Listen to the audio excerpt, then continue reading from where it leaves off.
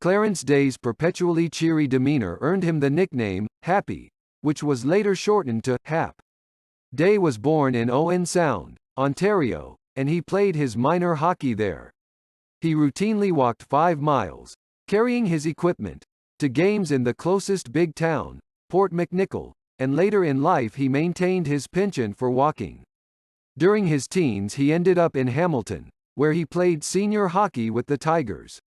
He also enrolled at the University of Toronto, where he majored in pharmacy and played for the varsity team.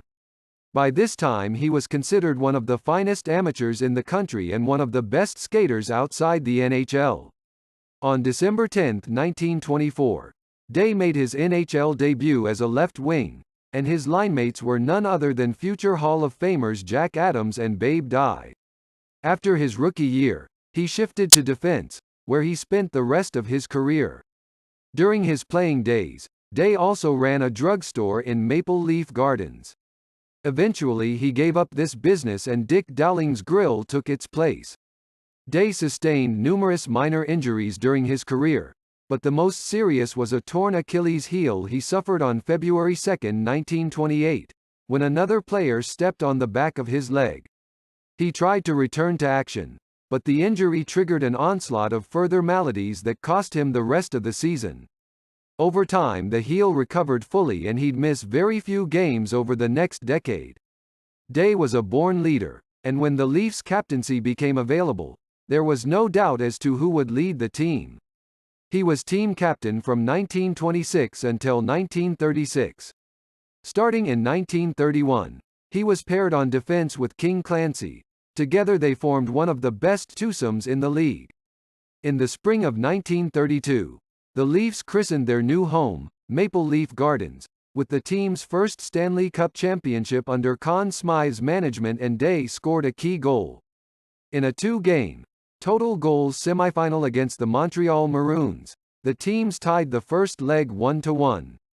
In the second game, Day made a spectacular rush, something defense players rarely did then, to tie the score and send the game into overtime.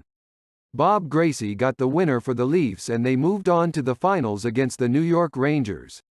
Day scored 3 goals in the first 2 games and the Leafs won the famous tennis series, by scores of 6-4, 6-2 and 6-4.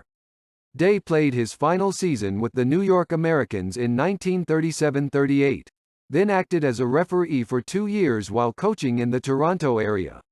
He won the coveted Memorial Cup with the West Toronto Juniors in 1936, and the next season he coached the Toronto Dominions to the OHA senior title before losing to the eventual Allen Cup winners, the Sudbury Tigers, in the provincial championships.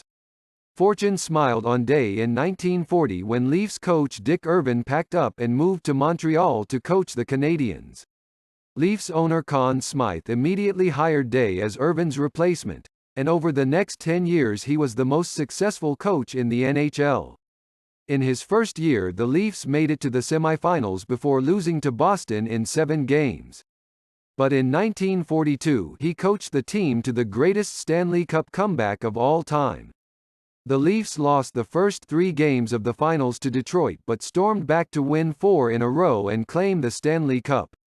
Day was a taskmaster who demanded the most from his men. Much to the dismay of some on-ice officials, he knew the rule book inside out and could quote it verbatim. In all, he won 5 Cup championships as coach of the Leafs, in 1942 and 1945, then 3 in a row from 1947 to 1949, the first time in NHL history that a Stanley Cup hat trick was accomplished. After he gave up coaching in 1950, the Leafs immediately appointed Day assistant to general manager Conn Smythe, although Day in fact had the responsibility of running the team until 1957. He picked up another Stanley Cup with coach Joe Primeau in 1951, and was appointed general manager for 1957-58.